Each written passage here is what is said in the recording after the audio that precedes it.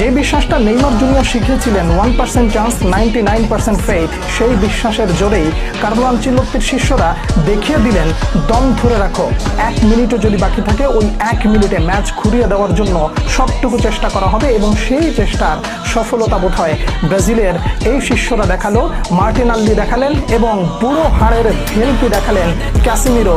প্রত্যেকের দায়িত্বটা ঠিকঠাক মতন পালন করার পরেও একেবারে স্ট্র্যাটেজিক্যালি তারা মাঠে নেমেছিল ব্রাজিলের বলে, ব্রাজিলকে বল ছেড়ে দাও, তাদেরকে খেলতে দাও, আমরা ডিফেন্ড করব।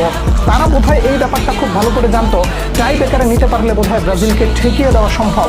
সেই ব্রাজিলকে টাই ব্রেকারে নেওয়ার জন্য আপ্রাণ চেষ্টা তারা করেছে, কিন্তু ভিনিসিয়াস জুনিয়র, গ্যাব্রিয়েল মার্টিনাল্লি এবং অন্যান্য যারা রয়েছে তারা কি সেই সুযোগটা করে দিতে চাইবে?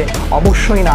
জাপানের বিপক্ষে যেই ব্রাজিলকে সবাই দেখতে চেয়েছিল প্রথমার্ধে পিছিয়ে পড়ার পর ভক্তদের মন খারাপ ছিল, আপনি বোধহয় ততক্ষণে বিশ্বাস করেছিলেন কার্লো আনচেলত্তির উপরে যে এই বান্দা যতক্ষণ আছে ততক্ষণ পর্যন্ত বিশ্বাসটা রাখতে পারি, শেষ বাসিটা যেহেতু এখন অবধি দেয় নাই তাহলে ব্রাজিল ঘুরে দাঁড়াতে পারে। কার্লো আনচেলত্তির সেই ইশারা কাজে লাগালেন ক্যাসিমিরো, বিশ্বাস তার উপরে যেটা রাখা হয়েছিল সেটার প্রতিদান দিলেন।